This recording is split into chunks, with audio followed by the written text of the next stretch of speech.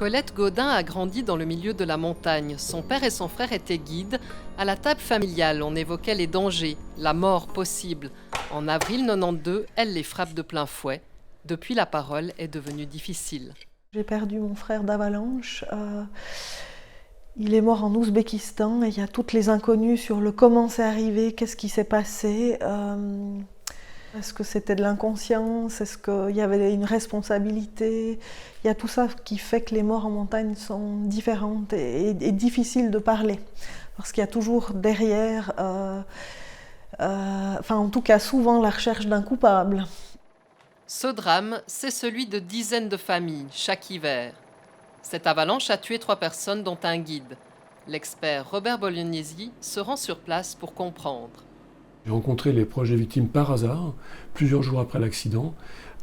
Ils montaient sur les lieux pour voir les lieux du drame et pour comprendre ce qui s'est passé. J'ai pu leur donner quelques informations parce que le décès en avalanche, c'est très irréel. Et moi-même, je l'ai ressenti dans le cas de copains qui sont passés dans des avalanches. C'est très difficile d'accepter parce que ça paraît pas possible. Saison après saison, ce médecin guide voit défiler les morts. Il tente de créer une cellule de débriefing pour les sauveteurs, en vain. Dans le milieu, la mort reste un grand tabou. Voir un mort, déjà un mort c'est quelque chose de particulier, puis un mort en montagne, particulièrement d'accident, c'est encore plus particulier sur le plan stress visuel, sur le plan d'image. C'est une sorte de stress traumatique, si vous voulez, psychologique. Alors on gère bien, et puis à un moment, on gère plus.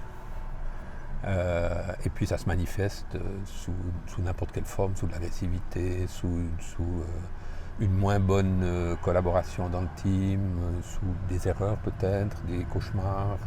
Il se passe quelque chose en général dans la vie privée qu'on a beaucoup de peine à reconnaître et qu'on a beaucoup de peine à vouloir accepter. Accepter que moi, sauveteur, j'y arrive pas. La mort, ces 2 alpinistes, eux aussi, en ont été témoins à de nombreuses reprises.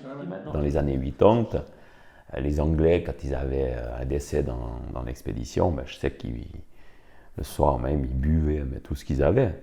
C'était un peu la façon d'occulter l'histoire. Dans nos activités, la mort, si tu le mets en perspective de la société, ça pose des questions. Et quelque part, les gens acceptent plus l'accident.